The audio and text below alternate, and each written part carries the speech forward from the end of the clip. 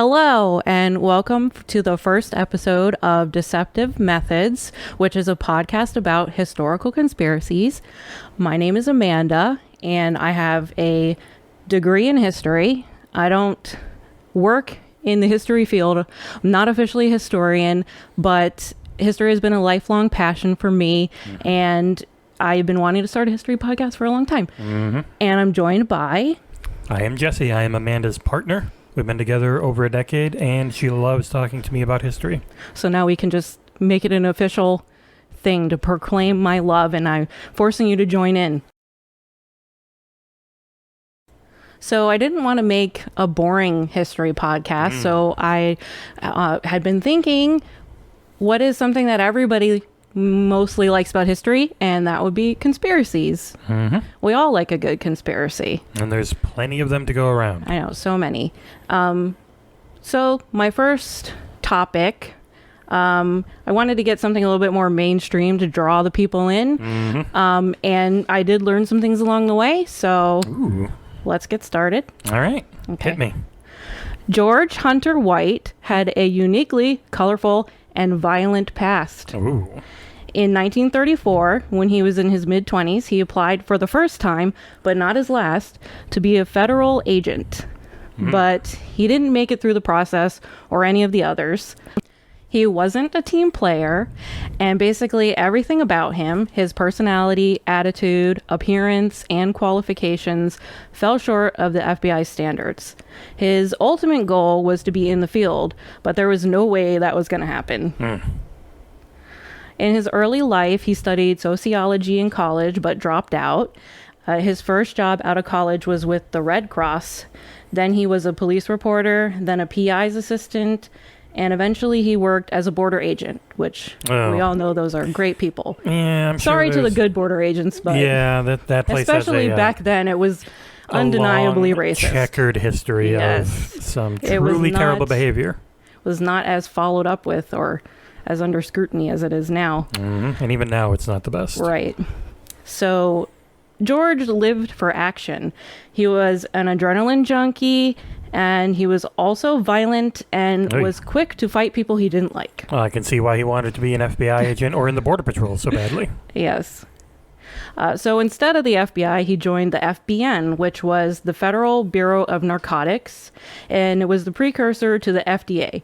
So in 1937, which lined up exactly with Harry Anslinger's victory to make marijuana illegal after the 7-year crusade. So it's coincidentally he joined the same exact year. And he became an undercover agent. So he was tailing and busting people for drugs. Oh, those horrible criminals. Yes. He posed as a pimp in San Francisco to find heroin dealers. He was demoted after shooting a dealer who stiffed him in broad daylight in the middle of a park. Of course. So he was essentially just a criminal who had a badge so that he could then he was not go to jail if he just killed someone. Yeah, he's one of the people that joined because he wanted to be that type of person. Yep. He was sent to Seattle, where he ended up busting a branch of a Chinese opium gang, which ended up being one of the largest busts ever at that time. And he was promoted of course, to New York City. And all of this happened in the same year. Jeez. Quite a busy year. He joined the Army from 1942 to 1945. And during that time, he became one of 8 Americans sent to Camp X. Okay. Is he a mutant? Maybe. Which was a program of the Office of Strategic Services. And that was a precursor to the CIA. And SHIELD. Camp X was basically a spy school that trained secret agents in mayhem and murder, such as guerrilla warfare, covert ops, and was best suited for sociopathic characters. Oh, he definitely sounds like he fits that bill. Yeah, and I don't think he would even deny it. No. The camp opened in 1941, one day before Pearl Harbor, and the training lasted 4 weeks. He then served during World War II, mostly in the Middle East, and reporting on narcotics trade and how they were making it into the U.S. Some of the dates are kind of funny. It's really hard to pinpoint them down. And it does say he joined the army from 1942 to 45, and then the camp opened in 1941. So maybe he went to this camp and then went into the army. It's hard to pinpoint stuff down exactly. Yeah, especially in the days of everything only being on paper. Yeah, and also records being destroyed and stuff. So they're trying to piece things together. Okay. After World War II, he goes back to the FBN and completes a bunch of drug busts, and one being Billie Holiday and her manager. Oh. So if you don't know, Billie Holiday was a very famous singer, and probably still is, and she had a heroin problem, and she was open about it too, which I think is weird back in the day a little bit. And then during that service, he ends up with a medal for exceptional civilian service. Ooh. He was really good at shooting people who generally were either poor or not white. Yeah. Yeah. In 1943, the head of the OSS calls him in with an opportunity to test liquid THC on criminal friends. So, it's normal and all for people in the government bureaus to have criminal friends or to bring people in with them. He left the FBN and joined the OSS and the quest for a truth serum. Yeah, so like all podcasts, we have a cat who's completely losing her damn mind on me right now. Liquid THC was synthesized originally as a truth serum.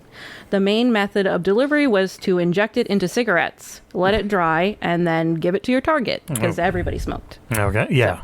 So. It is weird. We grew up in a time where smoking was the norm. Yeah, and we straddled the line. Every adult I knew smoked, and then my mom quit. My dad still smokes. My grandparents smoked like chimneys up to their deaths. Everyone older in my family, outside of my one aunt, was a smoker, and now I don't know any. Not one. And I was a smoker, and I quit smoking when we got together because you said I can't date a smoker. Yeah, so. Then you realize what everything smelled like when you're not a smoker. It's horrible. Yeah. It's horrible. Okay. Of course, he tried the THC cigarettes on himself to see what would happen, and also to find the correct dose. He tested it on a friend he had in the mob who did end up telling him a lot of things he shouldn't have, and also lost sense of time because he came, I can only be here for a minute, and then he ended up being there for like 2 hours just chatting. He was also sent to deliver the cigarettes to unsuspecting people and to the Manhattan Project. Ah, sure, why not? So why do you think they would do that? I'm going to have to catch myself on saying a lot. But whenever I hear shitty people being shitty, it's just like, that's... Yep. It's your form of I do that too to the kids. He was sent to the Manhattan Project to deliver the serum to see if the scientist would divulge any classified information while under the influence. He didn't just give them cigarettes. He put the THC in their food, drinks, and sprayed it on tissues. Okay. Not dangerous at all to give scientists drugs without their knowing, which is always a bad idea and probably super shitty. Way more than any dose you would actually need. And especially while working on the most destructive weapon ever built. Yeah. Jesus Christ. No one talked, by the way. The dosing was justified as something the enemy would do. Oh, yeah, of course. They would do it, so if we do it, it's okay. But if they do it, it's bad. Yeah. So really, these are shitty asides to show how far White would go. There was nothing he wouldn't do, and he liked it. He had no issues giving drugs to people without their knowledge, and he loved the power and being sanctioned to do these illicit activities by the government. All right, it's pretty much just a badge to essentially be a criminal, but you don't have to go to jail for it. Yeah. All right, so here we go. Can you, as a God-fearing American citizen, believe there was ever a time when the United States government would dose its unwitting citizens with drugs? No. I mean, yes. Through pretty much all of its history, I could see that as being a thing after learning through shows like The Dollop and all the things you have told me over the many years we've been together that, yes, I could imagine damn near anything coming from our government. Yeah, and I remember when I was a kid learning things like this, and I was always shocked. I'm like, I can't believe that. Well, yeah, because we're not allowed to learn actual history in school. We just get either a very cleaned up version of it or stuff that just didn't happen, or you just don't get anything. Now I'm so jaded. I don't even question it. I'm just like, yeah, of course. Yeah, it's like the critical race theory thing. They're trying to, we got to keep that out of elementary school. It's like, it's never been. It's a small subsect of certain college classes in certain majors, yet we've got to have, there's always just these controls that they put in place to make sure you don't learn actual history. And that you're told, if someone tells you something different, it's because they're making it up. It's fake history. Yeah. So if you haven't guessed yet, I'll just jump right in. This story is about MK Ultra, but not MK Ultra as it were. This is specifically a sub-project known as Sub-Project 42, aka Operation Midnight Climax. That is one hell of a name. Yeah. Yeah, I don't even know what to say. Not what you're expecting from like a government project. It's a pretty good name. In the 50s. I'm imagining a good name for something truly terrible. Yeah, if the one thing government is good at is coming up with names for covert activities. Terrible things that have a really great name. They sound really less catchy. terrible because they have a dumb name. Yeah.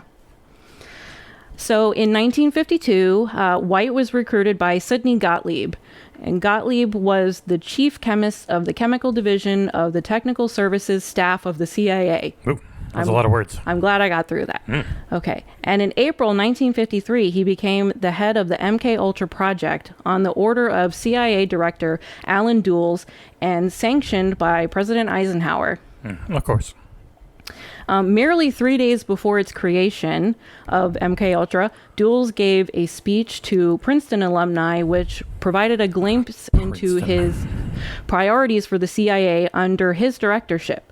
During that speech, he said, quote, "In the past few years, we have become accustomed to hearing much about the battle for men's minds, the war of ideologies. I wonder, however, whether we clearly perceive the magnitude of the problem, whether we realize how sinister the battle for men's minds has become in Soviet hands." And he continued, "We might call it, in its new form, brain warfare."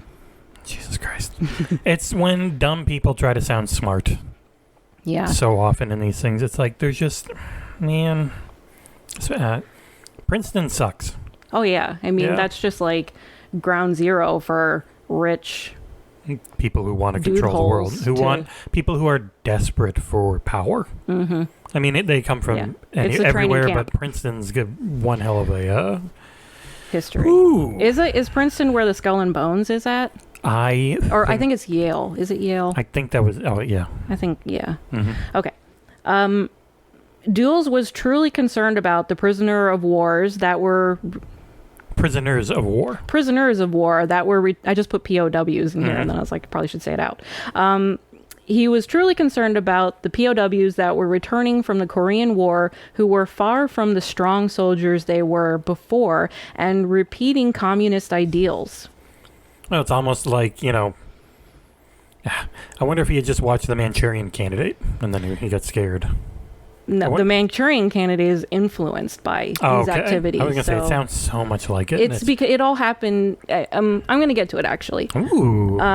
Not deeply, but touch upon it. But I feel good that I brought up something that ends up coming up later. Yeah. The CIA was worried that the East was drugging the POWs, hypnotizing them, or something else that they could not perceive. This was before brainwashing became a common phenomenon, or idea in people's heads as something that could be possible. Yeah, common knowledge. It's not. What was actually happening to the soldiers, that was the brainwashing. Mm-hmm. But at that time, it was unknown what had happened to them. Instead, they assumed the East was far ahead of the USA in some sort of mind control and brain warfare. It couldn't just be we had no understanding of PTSD and told everyone that, just stiff upper lip. Well, also, they were actually being subjected to brain warfare. They just didn't know. They're like, why are these soldiers coming home, repeating communist ideals and acting the way they are? But they didn't know what had happened to them. Throughout the 1950s, the American public was truly fearful about brain warfare and the technique of brainwashing soldiers returning from communist countries, the Soviet Union, China, Korea. Brainwashing also served to explain how these countries could cause their citizens to embrace this weird ideology. Like, how could all these people just go along with this? They must have been brainwashed. Of course. And then that's what they're doing to our soldiers. The paranoia of brainwashing found its way into American culture, spurned by news articles and books, such as Manchurian Candidate, about political conspiracies and mad scientists, which sounds a little familiar. A good conspiracy is a lot easier to accept for a lot of people than a more boring truth, which is if you torture someone and hurt them enough, eventually you can break them down and they'll just start seeing what you're saying as something more valid. Yeah. Plus, it sells more books and newspapers. Yes. And it's great fodder for movies. The fantastical only happens in books and movies, and that's why people love them so much. Yeah. But also, truth is stranger than fiction. And really, anytime somebody says that's not believable, like in a movie or a book, and I'm like, it is. Yes. It's believable. 100%. With the creation of MK Ultra, the government became more interested in how they could use LSD offensively rather than defensively. After a summit meeting with other CIA scientists in the forests of Maryland, they decided that unwitting experiments needed to be carried on in order to truly understand the value of LSD. The greater good. Decided on by mad scientists, which they're probably not. They just... No, I mean, it's normal people working in a normal way, thinking that what they're doing is worth giving up all of your actual ideals. They feel like they're on the edge of scientific advances. So, of course this needs to be studied. The basis of the MK Ultra experiments was the sanctioned practice of mind control experiments. Ooh. The experiments centered around behavior modification using hypnosis, radiation, polygraph, toxins, chemicals, and psychoactive drugs, mainly LSD, on American citizens, unknowingly. It was a mind control research program first and foremost. The anticipated end goal was if mind control was actually possible and how to execute it. They wanted to uncover mind control by any means possible. Yes, no matter how many people had to suffer terribly. Right. We have to do this. The operation was born from a pure desire to win this perceived race against the Soviet Union and to ultimately win the Cold War. Yeah, for all the good things like the space race, you had really dumb things that just hurt people for no reason. Yeah. And then you also bring in like Nazis and people to help you complete this goal. Yep. That's really important. However, pure intentions and the government hardly go hand in hand. Yes. The CIA knew that the public could not by any means know about the MK Ultra project. An inspector general in 1957 literally said, quote, "The knowledge that the agency is engaging in unethical and illicit activities would have serious repercussions in political and diplomatic circles and would be detrimental to the accomplishment of its mission." It's part of the thing where people assume things like this are happening, but the moment they actually see them, a lot of people are just shocked and hate it. Like they just can't, like they can't believe it. Yeah, like we all assume there's weird, bad things happening in the background all the time, and they know the moment we actually see them, though, you put a face on it, and it just... Yeah, like Snowden. And then people are like, well, of course this is happening, and other people are like, they don't want to believe it. Yeah, and there's always that other side that we just see nonstop, especially with the entire Trump administration and everything of, well, that's just a lie. Yeah. Doesn't matter how much evidence you show, doesn't matter how good vaccines all show as an efficacy and everything. Depends on what president it's happening under. Yeah. So. That's just human history. Yep. We just see it so much more now because of the internet. It's frustrating, but it's something that we just have never grown out of. Yeah. So Gottlieb's priority one was to gather every single drug and then learn their effects and how they could be used against the USA. His department was creating deadly compounds and studying natural and chemical drugs that could be used against the USA. MK Ultra was experimenting on willing government employees with electroshock and brain surgery, but this doesn't produce true results because the participants were willing. Mm-hmm. And in all this, Gottlieb was 100% sure that what he was doing was absolutely necessary and that he was a good person. Basic villain backstory. Yeah. Pretty. I mean, what is Russia's rationale for going into the Ukraine right now? They're there to save it and to help. And the perceived threat. Yeah. It doesn't matter what the actual situation is. As long as you can convince either yourself or if you know you're full of crap, but you can convince the people around you, then that's all it takes. Yeah. Well, speaking of Russia, in 1953, Gottlieb heard that the KGB was attempting to buy up the world supply of LSD. Oh, my goodness. From the producer Sandoz. Gottlieb's operative reported that they managed to get 10 kilograms for $240,000, later finding out it was 10 milligrams. That's a bit of a difference. Good old imperial system. Mm-hmm. However, 10 milligrams was still hundreds of thousands of doses. Yeah. In addition, Sandoz agreed to supply 100 grams per week to the CIA and refuse any other orders to China or the USSR and report if anyone questioned to buy more. It's weird that they could buy it in the beginning without any of that triggering anything. And also 100 grams per week. So I think, like, you know, us Americans, I don't know the metric system, but I think they actually got 10 milligrams, but they were going to be getting a lot more in the future, is basically what it is. Yeah, it would probably be like you'll get similar to what Russia got in total. Right. And if I'm wrong and misinterpreted this, I'm truly sorry. I don't know the metric system.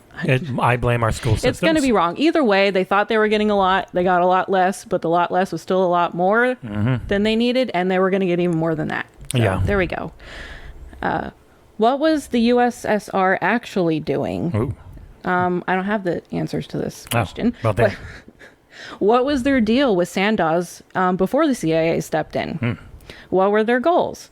Were they trying to keep the USA from obtaining enough to test? Or were they trying to experiment with mind control and LSD themselves? Or did they just want to party?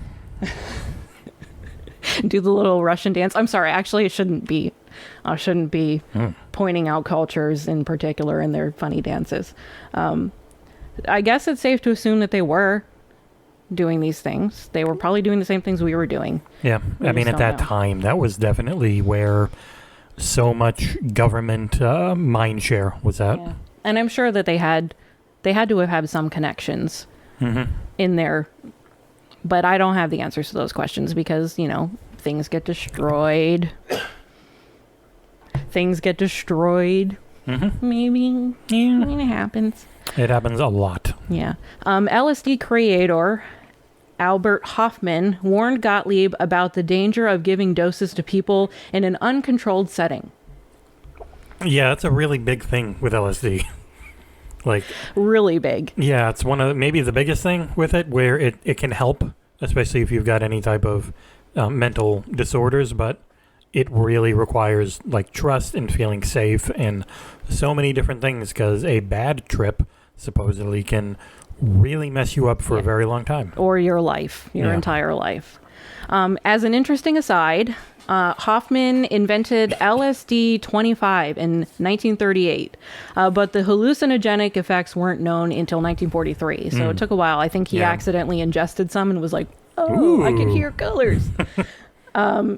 He synthesized LSD from the ergot mushroom, which is the same mushroom that was most likely the root of many mass hysteria outbreaks throughout history.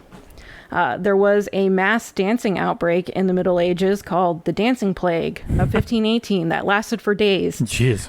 And historians also think it might be responsible for all the madness in the young women during the Salem witch hunt. Oh, jeez. It's like a fungus that grows on barley. Oh, okay. I'm not sure if wheat, but it grows on like barley. We know for sure. And everyone drinking beer immediately, just completely hallucinating. Yeah, it can be bad. I mean, it's LSD, basically. When Gottlieb envisioned this sub-project of MK Ultra, it would in itself become a secret CIA experiment. So secret that in time, even the CIA itself wasn't aware of it outside of the technical support division. Oh my goodness. And when White's file passed over Gottlieb's desk, he was intrigued by two things in particular: his unique skills from Camp X and his travels for the OSS to deliver the THC truth serum. Ooh. White was an ideal candidate, for one thing. I mean, not for many things, but for this thing. Besides being a sociopath, he was tied up in the criminal world. He knew the type of people who couldn't go to the police, and he was the police. And he had no morals. He was fine with just being a real piece of shit. Yeah. Anslinger gave permission for White to enlist with the CIA as a consultant, not as an agent. This is very important because White was then not beholden to the CIA. Besides loyalty, I guess. And I mean, it's funny to say that because the amount of horrible things the CIA has done over the years, it's like... Yeah.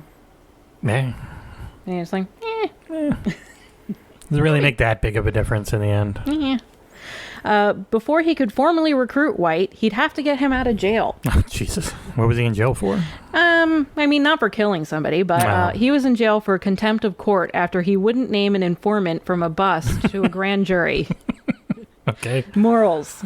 Somebody had wound up dead. It was kind of confusing who and what happened, but either way, he wouldn't give up the name of his informant. So Gottlieb convinced White to name the informant behind closed doors to the jury, probably appealing to his grandeur and patriotism.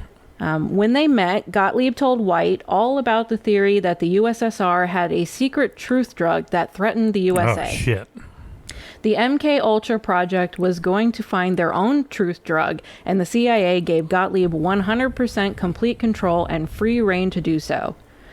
And that was totally true. Literally no one was watching over Gottlieb, and because of their arrangement, White would only have to answer to Gottlieb. That sounds like a dream for his crazy ass. So let's be buds. We're best friends now. You let me do whatever I want. White moved to New York City, and Sub-Project 42, aka Operation Midnight Climax, was in full swing. Ooh. One of the first things he did was to gas a full subway car with LSD. Oh, all right. Cool. Jesus Christ. This makes me think about people who are paranoid about stuff like this, and it does happen. Yeah, I mean, that's one of the...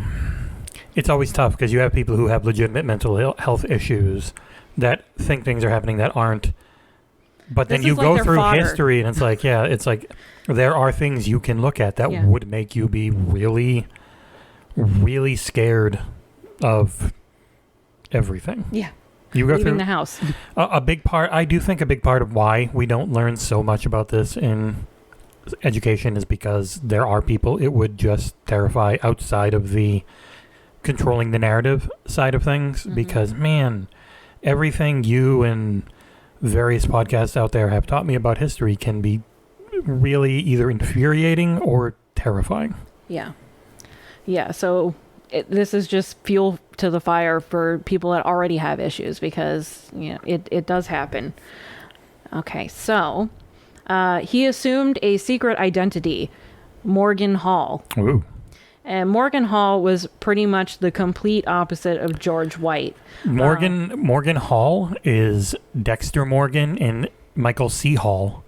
Both of those names. The guy who played Dexter. And he's a sociopath. Coincidence? Mm-hmm. Wow, inspiration. Hall was a beatnik, appreciative of art, and a procurer of fun. That's my addition. Mm-hmm. He set up the headquarters in Greenwich Village, which was the center of that type of scene. There was plenty of people who were ripe to partake in drugs. Ripe is a horrible word. I regret saying it, but and where it was harder for those type of people to get help from the police because they were assumed to always be on drugs. Yeah. So the police weren't inclined to investigate any of their complaints. Gotta love our profiling systems and our only punitive and never actually trying to help people style of policing. So Morgan Hall rented 3 apartments, 2 apartments that were renovated to connect by a doorway blocked with musical equipment, and 1 apartment further away for him to live in, so all this illicit activity wasn't going on where he lived. The connected apartment was called The Pad. Oh, shit. And it was stocked with alcohol, art, and drugs.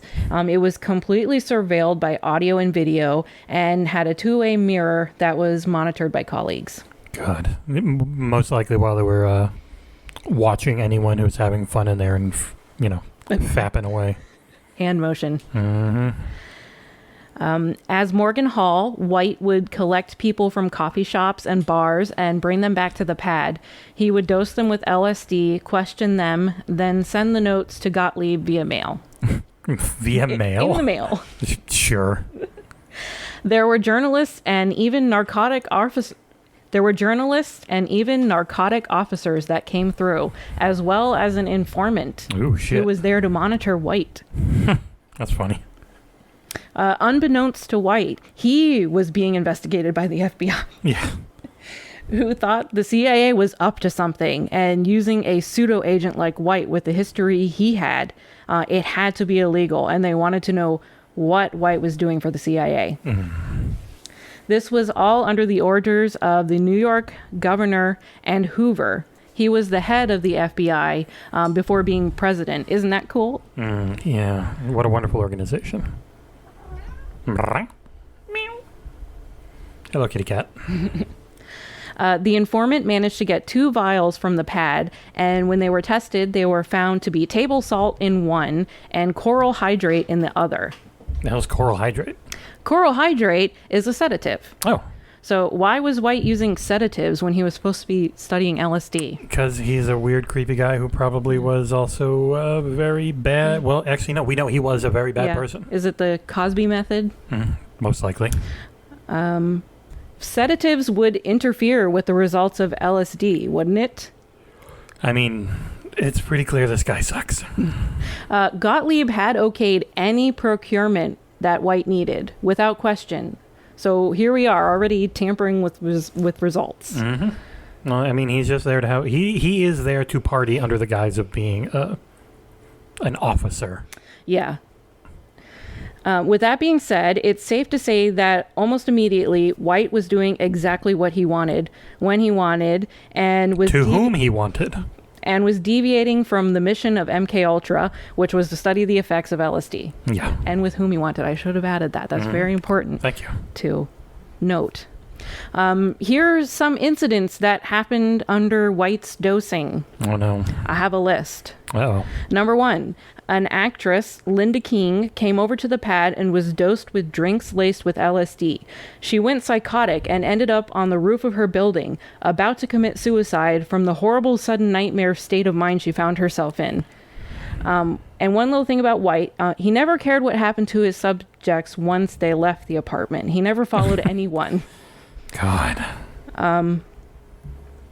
King, which I noticed that men always get called by their last names while women their first. So there's also videos about this. You go watch it. Like, they show famous people's names, and when the men are showed, they always say their last name, and when it's women, they always say their first name. So I just decided to call her King. Good. King was taken to the hospital by her friend, Albertine, and while in the hospital, she kept saying White's name over and over, accusing him as she paced for hours. Number 2, Albertine was actually a really important person in this whole thing. She helped White get people to the apartment, and she was also White's wife. Oh, Ghislaine Maxwell. His third wife. No, Jesus. Notably, they were swingers and eventually fell into the fetish scene, which it got wrapped up in this because why not? You're feeding your fetishes with your job because you have no oversight and you're a maniac. Yeah. If you were wondering, the fetishes were mainly heels and some BDSM. Oh. The beginning of the heel. Just stepping on the nuts. Yeah, it's just... On the nuts. It's a deep dive. Number 3, as swingers, they became friends/friends with benefits with another couple, the Foxes, Gil and Pat. One night they came over with another couple, the Jurgensens. He was an arts professor.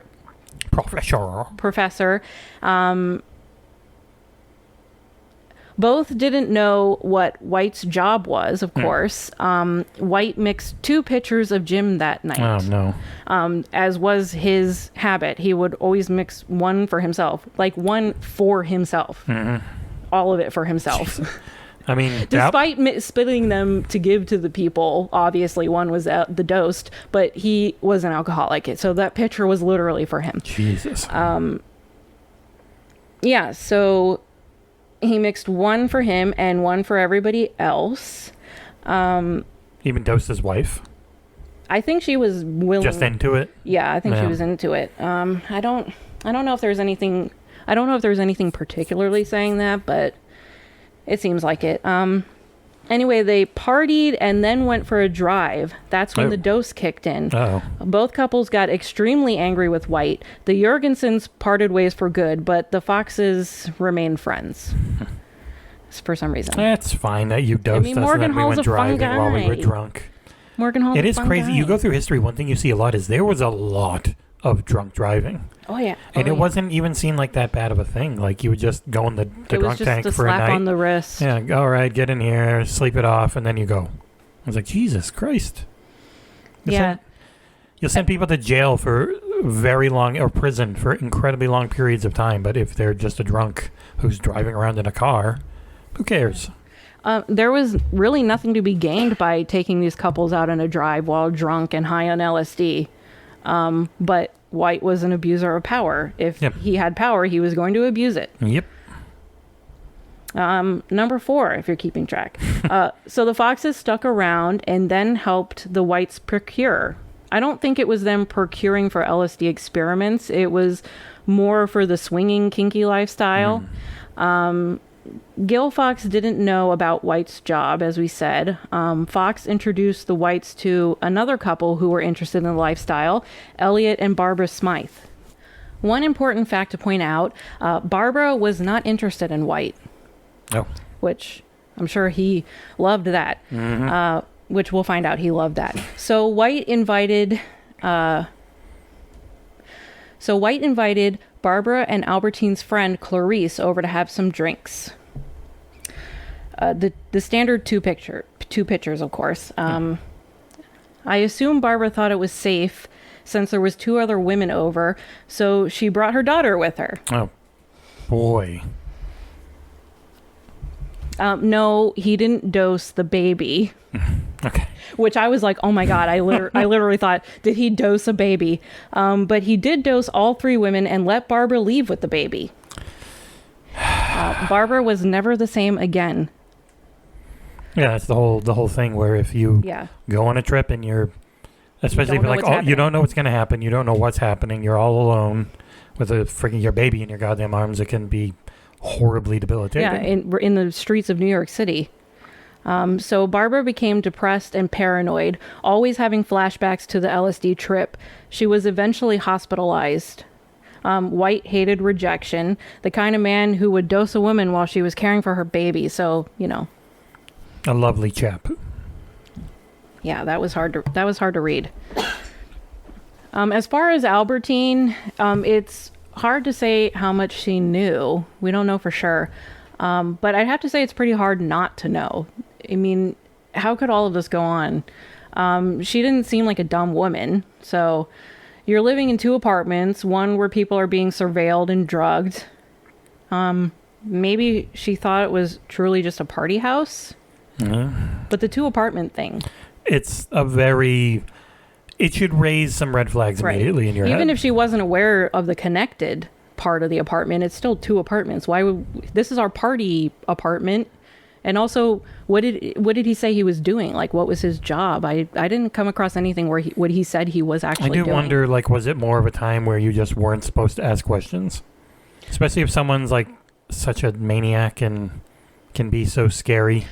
Actually, I remember now. He's still working for the FBN. Oh, His so he day could just job say is that. the FBN, but also he's partying at night like this. Yeah. I mean, well, He's that was supposed to be wasn't it- busting people for drugs, and But I mean, you look through a lot of those organizations and their histories, and yeah, I mean, it's not a crazy thing for someone who works in narcotics to use plenty of drugs. use and abuse. I just I maintain it's nearly impossible for her not to know. Yep. I mean, did she care what was happening to her friends? Was she accomplice? But we do have some insight. In 2002, she was questioned by a journalist, and he asked her about Barbara, and she became angry and hung up on him. So that might How dare you? That might be some evidence of the truth. So Gottlieb, on the other hand, he was completely aware of what was going on. And he loved it. He did, because in fact he slept with Albertine on many occasions. Oh, well, there you go. But also he was receiving all the audio-visual results, and he was seeing exactly what White was doing, and he did nothing to change the procedure as far as we know. He was probably just doing a lot of fapping. Look, we all know it's probably the truth in these situations. Like, it wasn't... You don't have the internet. Finding some good porn, or even some bad porn, was really hard. Yeah. This was a gold mine, basically. Yeah. So were the results never intended to be scientific? I mean, even though they are trying to find a mind control serum, like...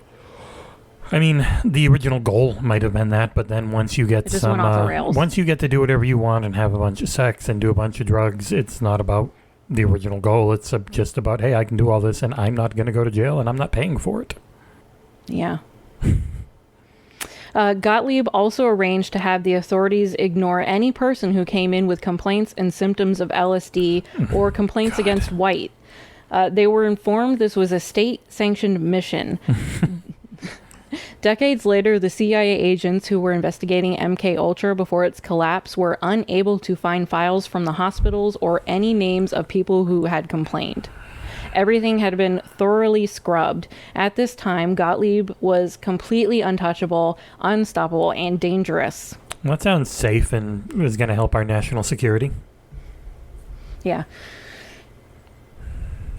So let's go back to some more Gottlieb. Oh, Some more Gottlieb mischief and what shut down the New York City operation. Boy, it must have been really bad after everything else we've heard. Yes. Frank Olson. Frank Olson, CIA and Army chemist, ended up dead after committing suicide by jumping out of the 10th story of the Statler Hotel while receiving treatment in New York City.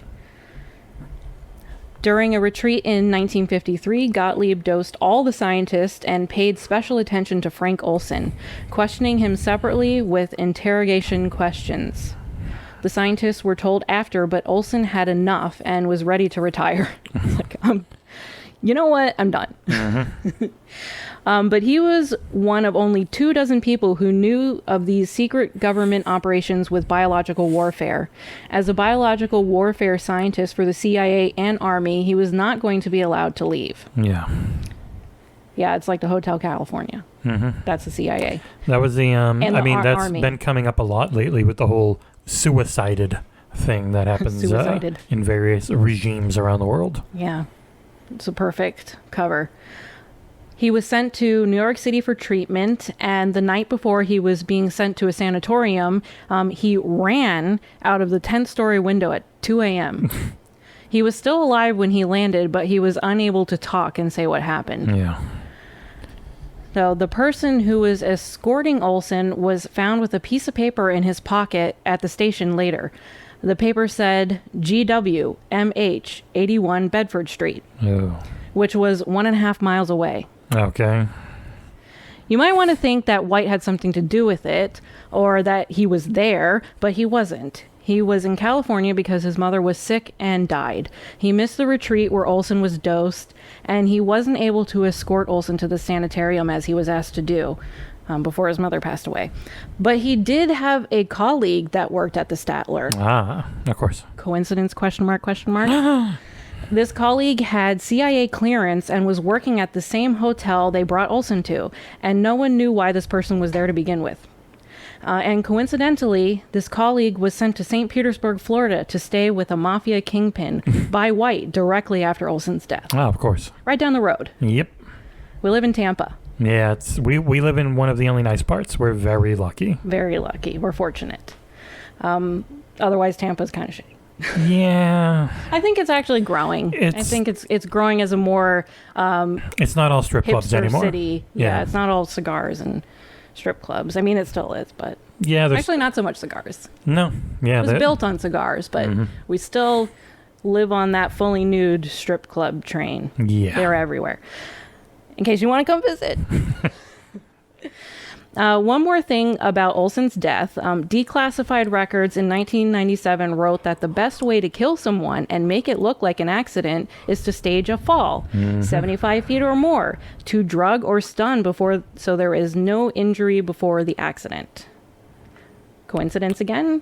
To be suicided. Remember that White was a trained spy and went through Camp X. That was a training ground for sociopathic men to learn to kill. Yeah. We know this now. Yep. I don't know why I write it again. Why not? Let's just keep remembering. After this, the program was noticed, and Gottlieb told White to shut it down in New York City. Oh, shit. They found no more sex and drugs. But we must find a way. No more truth serum. Not here. The CIA put MK Ultra on hold, but they didn't shut it down completely. Instead, they bought tons of LSD from manufacturer Eli Lilly. Might have heard of them. Man, pharmaceutical companies. That's another dive. I think I'll get more into that. We might get assassinated if we do it though. Ooh, it's bad. Some sources claim that the New York City safe house was closed in 1966. Maybe it was kept rented after activities were shut down. I don't know, but I don't think anything was actually happening there because why would it? I don't know. Well, they probably just having orgies. Yeah, let's keep the sex pad. White was out of a job, but not for long. In 1955, Gottlieb sent White to San Francisco, liberal capital of the USA at that time. Yeah. San Francisco seemed like a perfect place to set up a new safe house or new safe houses. Drugs, a nude safe house. Nude. Drugs, sex positivity, artists, the gay community, and of course, the drugs were already everywhere. Yeah. And supposedly the constant smell of human poop as you walk through most streets. Cringe face. George and Albertine moved to Telegraph Hill. Once again, the house was renovated for wire sound, including a broadcast antenna. Whoa. The house was redecorated with a type of decor that would be distasteful to the wealthy, but flashy and appealing to the upstarts. So it was basically to look like a brothel. Yeah. Supposed to look like a legit brothel. White charged over 100 decorative items to the CIA. But in San Francisco, they were not trying to be high class. They were just trying to attract a certain type of civilian from here on out, which I don't think they were ever trying to be high class. I don't know why I put that in there. Maybe in New York it was a little different. Because if you're going to try and get secrets from people, they need to be someone. People who have secrets. So why make it? I don't know. Because rich people do brothels. They do the slum dives. Yeah. Whatever. I don't know what I'm talking about until I think about it for a minute. Although the whole point of the safe houses was to test the effects of LSD, White was shifting his focus of observation to sex. Okay. Again, more so. Yes. Of course, sex has always been a key part of espionage. So for this new endeavor, White decided that prostitutes would become a key component in his experiments. So I'm gonna make it look like a brothel by making it a brothel. I know prostitute is not PC anymore, but in this case I just wanted to establish the type of sex worker that's involved in this part of the story. So the sex workers were having sex for money. Yeah. But from here on out I'll just call them sex workers. So White recruited Ira Ike Feldman to be his pimp for the revamped project. He wasn't a pimp, but he was hired to be a pimp. Yeah. He hadn't previously been a pimp, but boy, did he become one. Yeah, so this is when the project became Operation Midnight Climax. Before it was just Sub Project 42. Now we're good to boogie. Yeah, I was expecting some sex once Time you to gave have that some damn midnight name. climaxes. God. Feldman was a fellow narcotics agent, and White explained to him that he would procure women, they would dose the men, and then they would never get busted. And if they were, they would be bailed out and have immunity. So that's what he told. He felt, hey, Feldman, what you up to? You see these drugs and these hot women all day. Do you want to, do whatever drugs you want and have sex with whatever women you want and not go to jail? Yeah, get on it instead of busting on it? Wait. But no. I mean, yes. Yes. Yeah. I didn't mean it that way, but okay. Don't worry, I've set this for not safe for work. Good, because it's We are explicit. Fuck. Shit. That was quite a large promise because San Francisco was in the midst of an intense cleansing. Ooh.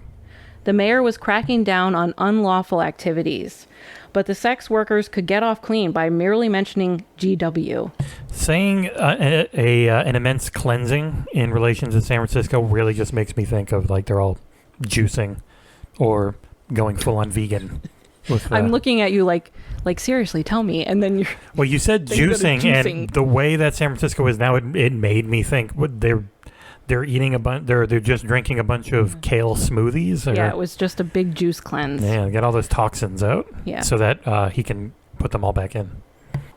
And the sex workers were all considered subcontractors of the CIA, even though they had no idea who they were working for. The sex workers were paid $100 for each night for their assignment, which is about $900 today. After inflation, that's some good money. You gotta pay the big bucks for the silence. Yeah. While White et al. Worked at Telegraph Hill, they were visited frequently by Gottlieb and psychologists to interview the women and get intel on their process and to collect diagrams about what they did and what the men liked. Diagrams? They made them draw out. Jesus Christ. They're like, so how did this guy like this? Can you And then please by the draw time the for me?" diagrams all got filed, they all stuck together. Ew. And of course, they always partook in the safe house's offerings. Yeah. While living his fantasy, White expensed thousands of dollars of liquor and got sloshed every single day and even sat on a portable toilet while watching the proceedings so he wouldn't miss anything. I just imagine this old guy just sitting on a portable toilet smoking cigarettes and like his nose pressed to the two-way mirror. It's like, oh, it's so gross. And towards the end of his life, White wrote a letter to Gottlieb that said, I toiled wholeheartedly in the vineyards because it was fun, fun, fun. It started off so poetic. Oh, my God. White was still a narcotics agent by day, so he would also use the safe houses and brothels to make drug busts. Okay. Like 2 birds with 1 stone. Yeah. After one bust in 1956, Feldman ended up having to give up the address of the Telegraph Hills safe house. White moved the operation to 2 houses in the suburbs, but there was less opportunity out there and harder to hide the operation. Yeah. You know, neighbors. Nosy. Suburban neighbors. And homeowners associations getting all in the way of my sex dungeons. But they did use these houses to test gases, toxins, and LSD aerosols. They had nice parties, and they're like, well, hey, you know.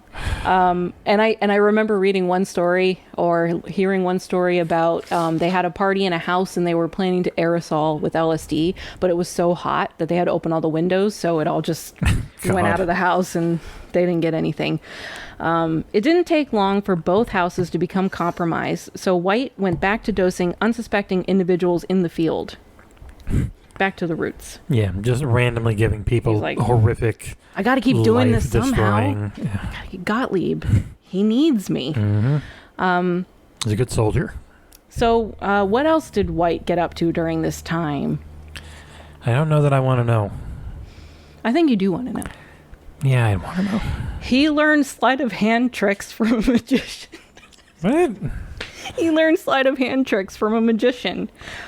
He appealed to the patriotism of the magician to write a handbook about how to slip people things. Oh, So I want to point out that the magician didn't know the extent of what this handbook would be used for. But I also want to call bullshit again, because what else would the CIA want with this type of info?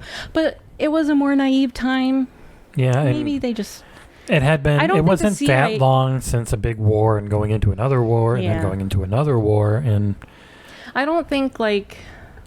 How much did the public really know about the CIA, what they did? Yeah, we're in a very different age because we have so much more access to information. We also have we're looking backwards at what happened and more access than anyone then would have had. Yeah. Like you were just told by a government official, we need you to do this for national security. You're like, Jesus Christ. Well, okay. I guess I gotta. Shit, I'm going to be a hero. I'm going to save American lives. Like, oh, shucks, Mr. Me? Yeah, like there was no reason to not believe it for a lot of people at that point. So White dosed a U.S. Marshal who robbed a bar at gunpoint the same night. He would party in the Tenderloin district and slip people drugs with sleight of hand, including a popular singer who rejected him, whom he dosed out of spite.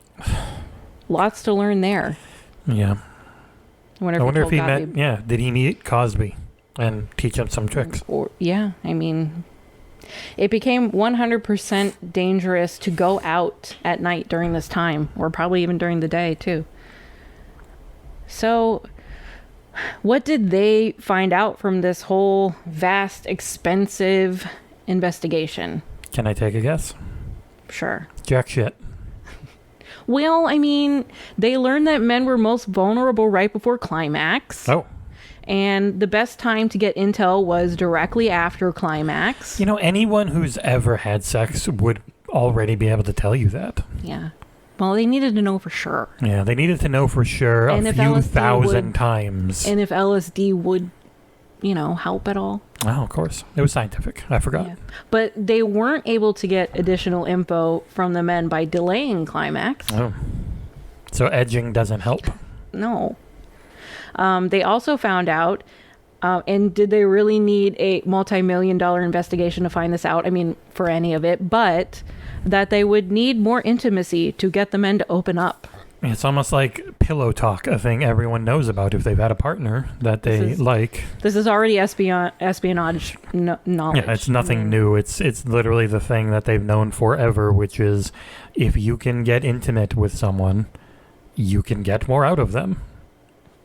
I mean, if the sex worker finished and then immediately left, they weren't able to establish that little bit of extra trust. Yeah. As we said. It's like when Robert Kraft, owner of the Patriots, came down and they just gave him a free hand job at a rub and tug, and he was like, wow, they really like me.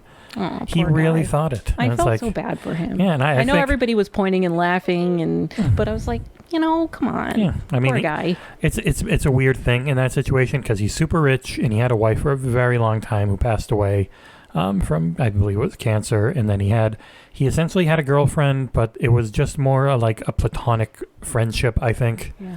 I wonder if he would admit to Deflategate and hand signaling if they would have given him LSD. I mean, he would have admitted that they're bullshit. He would have told all. So I think like all of this led to men talking more about their jobs, but not necessarily secrets. Yeah, I mean, what do you talk? I mean, when you're comfortable with someone you're getting to know, you might talk about your feelings at a place or what's been going on around you a bit, but you're not just going to also divulge, when I was 18, I killed a cat. Yeah. But like, what sort of lives were these everyday Johns participating in? Yeah, I mean, what are you going to get from them? They probably did target higher power people, but the sex workers were allowed to bring in whoever they wanted. They had free reign, and they were also given all the tools to do whatever they or the Johns wanted. Yeah. So like, if they weren't targeting certain people in particular, those with actual secrets, what were they actually learning here? I mean, we already learned. I mean, men are most vulnerable after climax. I mean, that's the most important takeaway. Some men have more skeletons than others, and there were men that were blackmailed with their encounters, the ones that were prominent. But as far as I could tell, there isn't any evidence, they uncovered revelatory secrets. Yeah. I mean, there was a memo uncovered that the CIA was targeting some of the sex workers to be spies or agents. Makes sense. Yeah, that they were being tested in conditions that were similar to working in the field. That also provided another cover to what was truly going on, up to and including live pornography. Whoop. I mean, they're like, hey, we're trying to recruit here. We're recruiting over here. So it seemed first and foremost that this was to White a portal to living his fantasies rather than investigating the mission. It had to have been obvious at this time that White knew that LSD wasn't going to mind control anyone. Yeah, he didn't care. Did he always know that LSD was not the answer to mind control? He was seeing all the results, and no one was mind controlled at any point. Within a few months, you would know, and then at that point, you're just like, well, I'm government-sanctioned to be a crime man that has a lot of sex and watches a lot of sex. So I'm real happy. So I'm going to ride this as long and hard as I can. Right.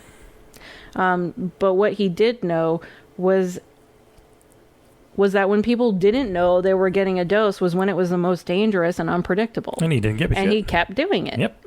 There was no research here that justified 10 years of field experimentations. Like, I mean, that's not important, though. It's not important. So the main takeaway from Midnight Climax was that LSD was too unpredictable to use in the field. Again, did this really take 10 years? No, it didn't. 10 years and how much money and how many people horribly affected? Yeah. Who cares? So the fall of Operation Midnight Climax began in 1963 when the new CIA Inspector General, John Ehrman, began to evaluate the CIA's various projects. As he should do. Yeah, that's a good way to run something. Inspector General. Let's inspect. He uncovered wild expenses from White, including $1,000 worth of liquor for 3 days and payments to sex workers. He also found notes and memos to Gottlieb about all kinds of experimentations with drugs, toxins, and gases. And at this time, very few people were even aware of MK-Ultra, like even in the CIA. Yeah. So it had been 10 years since the program was established and the first time someone was seriously looking into it.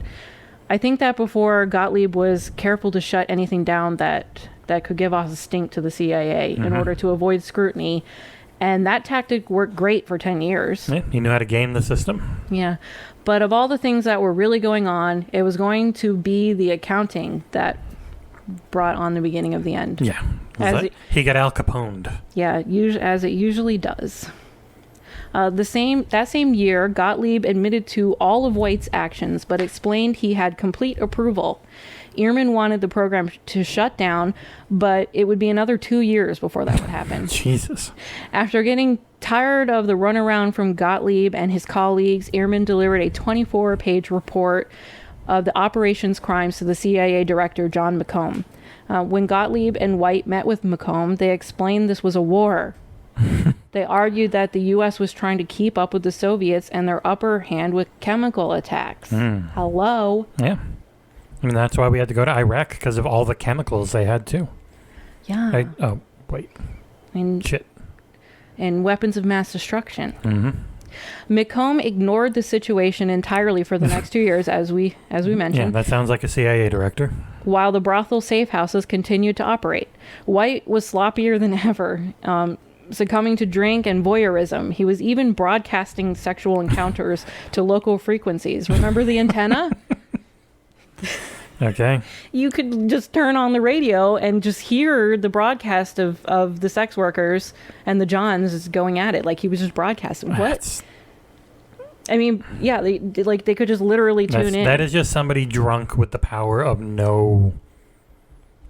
just nothing ever coming of their actions. So they've got full immunity, essentially. He's just like, hey, he's man-spreading with his martini. Actually, I think it was gin was his preference. In 1965, White turned in his badge to the Narcotics Bureau and quit the CIA. Kind of right on time. So the time of sanctioned vigilantism and going rogue was coming to an end. You know, no more dirty Harry. Hard-boiled agent. So, like, you couldn't just do things without warrants. And there were rules that had to be followed. Oh, no. And if you didn't, there wasn't just a slap on the wrist anymore and a shoe out the door. So, we all know he didn't follow the rules, so... God damn it, Callahan. Once rules became important and paperwork and stuff, I'm like, no. So after Midnight Climax was shut down, Gottlieb continued to advocate for LSD experiments. Of course he did. So in 1968, LSD became a Schedule I substance, and the public opinion was majorly negative. LSD was the drug of hippies. It was a party drug. Yet the collective conscience didn't know that the LSD had been introduced to the public by the government in the first place. Yep. It went to from the CIA to professors and like mental health hospitals and whatnot, and then trickled down to students and regular people. So it came from the government to begin with. In 1972, after Watergate, Gottlieb became paranoid that the secrets of MK Ultra would be uncovered. So he and his colleague, the same colleague that was running interference with Ehrman back in the day, they destroyed what they thought was every document relating to the entire program. So considering what we do know about MK Ultra now, it's probably safe to assume that the extent was way worse. Yeah. Ooh, and that's where we get Stranger Things, like there's just the doors It did open. give us 11, so. Yeah. In 1977, due in part to the journalism of Seymour Hersh and a Freedom of Information request for the files about MK Ultra, CIA officials were called in to explain their illegal actions throughout the years. Gottlieb had already been called in 1975, but his answers were sealed. So this was the second time. Of course. In exchange for his answers, he wouldn't be prosecuted. Yes. Because the rich, the powerful, they just get to operate on a completely different set of rules. Yeah. Under the hearing chaired by Ted Kennedy, Gottlieb avoided answering as much as he could and stuck with his national security excuse. Why did you give all of them hippies the LSD? National security, sir. All right, good enough for me. Quick, case adjourned. Let's go get a beer. However, he had missed destroying 20,000 MK Ultra documents. Jesus. Which was uncovered during the information request. That's yeah. That's still a lot, but I can't imagine how much they destroyed. But Gottlieb had the nerve to complain about the uncovered documents. He didn't give permission for the documents to be used, and they were using them to pinpoint him. Isn't just destroying them outright? Shouldn't that get you in trouble? I don't get it. Well, I mean, I do get it. You get to do whatever you want in certain, circles of life. You just get to destroy all the evidence that proves how terrible you are, and it's fine. And you're pinpointing me, the head of the program? Who do you think you are? I am. So Gottlieb's excuses about White's behavior was that, one, he wasn't a CIA employee. He was a contractor. Oh, and two, White had gone rogue. He was an X-Men? Which was partially true. I mean, Gottlieb did benefit from White going rogue. Yeah. So, I mean, like, it appears... But it's rogue because he gave him no oversight. Yeah, he's like, just going out there. And you go do whatever you do, and if you are real bad, I'll just say, well, I didn't say you could do that. Yeah, and you're not a CIA agent. So, like, it appears no one was responsible for the actions of Midnight Climax. It just operated on its own. Damn. Magical. Maybe it is the X-Men. So there were a lot of outrageous answers to the questioning in 1977. The most outrageous being that only 25 to 50 people were dosed with LSD. Sure. I mean, even after the 200 uncovered checks paid to sex workers with the note Stormy, which was White's code word for LSD. 25 to 50 per night. 25 to 50,000? Just leave off the zeros. When asked what he learned after all the years of safe house experiments, he answered that they learned what they could do rather than not do. It was difficult to predictably manipulate human behavior in this way. Like, what is this way? Like sex and drugs. A completely random, unscientific thing that would never pass a double-blind test. Yes, like that's what I agree, especially when you're completely ignoring that there is a scientific method. Yeah, it's just, this was an excuse for me to be a criminal and to run a brothel with a bunch of sex workers and have a lot of sex and watch a lot of sex. Yeah. While I did drugs and got drunk every night and didn't pay for it. Yeah, so other objectives to the program included learning about the secrets of brainwashing to gain control over enemy spies and protect U.S. agents, and finding drugs that could incapacitate entire buildings via poison food, which would create, quote, confusion, anxiety, fear. Whoa. In 1977, the use of experimental drugs on human subjects without their consent was made illegal. Whoa. Like, was it though? I mean, it's illegal if you get caught. Right. So White retired to California. He became a conservative douchebag who would spy on the beaches from his house and call the cops when he saw teenagers partying. Jesus Christ. And he thought that anyone caught with weed should serve time in jail. And he eventually believed that LSD was dangerous and caused brain damage, and resented the endorsement of it by bohemians and pseudo-intellectuals. Basically, if it was not used by him on non-consenting people, yes, recreational use was way worse. Oh, okay. So White died in 1975 of cirrhosis, just weeks after Gottlieb. Was he a drinker? I don't believe it. It was hard to find evidence, but... so that was just weeks after Gottlieb first testified. Mm-hmm. So White pretty much loved every moment of his life. He got to do everything he wanted: kill, spy, assault, and live his fantasies. Get stepped on by very sharp heels. Yeah. And in the same letter where he said that he had fun, he said, "Where else could a red-blooded American boy lie, kill, cheat, steal, rape, and pillage with the sanction and blessing of the All-Highest?" Yay. I mean, so in the very end of MK Ultra, in 1979, there was a CIA. Well, I think it was already closed down, but this is the very end of everything. Mm-hmm. In 1979, there was a CIA task force created to try and find some of White's victims.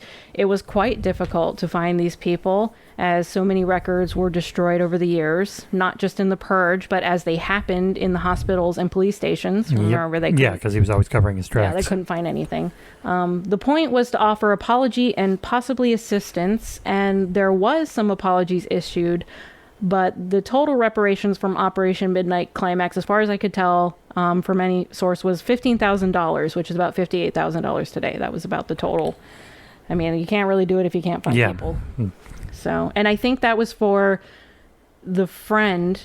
It wasn't even for like Barbara, the lady with the baby or anything. It was like that the other lady that was there that day with the baby. Mm-hmm. It was her that got the $15,000. It was just one person. Jeez. I don't know why Barbara or Barbara's husband, because Barbara passed away by this time, so I don't know why. I think they said he wasn't able to provide sufficient proof of what happened to Barbara. Okay. So there we go. So, you know, when I think about conspiracies, the mid 20th century was like, it was a wild time. Yep. Like, this is just one thing. This is just one thing out of many things that happened. I mean, the government was like going hard. Mm-hmm. You know, but what's going on now? I guess, like, I think conspiracies are on a level we can't even comprehend now. I mean, we've got one of the craziest that makes no sense in Q, that, like, you can literally prove exactly who it is. There's two guys. It's really obvious it was them now. But it doesn't matter, because when people think that they are on, like, they're crusading and they're right and they're going to save things. Or the other area where it's just like, well, this just is an easier explanation. So if this conspiracy that I'm, being told, just, it makes sense. And it's just easier to accept something crazy than it is to accept the truth. Because you can look back in history now and you can see conspiracy theories that were based in truth. Mm-hmm. Like this one with our ridiculous craziness during the Cold War for a very long time with a bunch of really bad people who were just allowed to do whatever the hell they wanted. Yeah, it's just for freedom. It's hard to imagine that somebody was just given like carte blanche, like, here's your program, do whatever you want. I mean, and in the end, it immediately just turned into sex and drugs. And yeah, of course. They always do. Yeah. Yeah, it's like the same.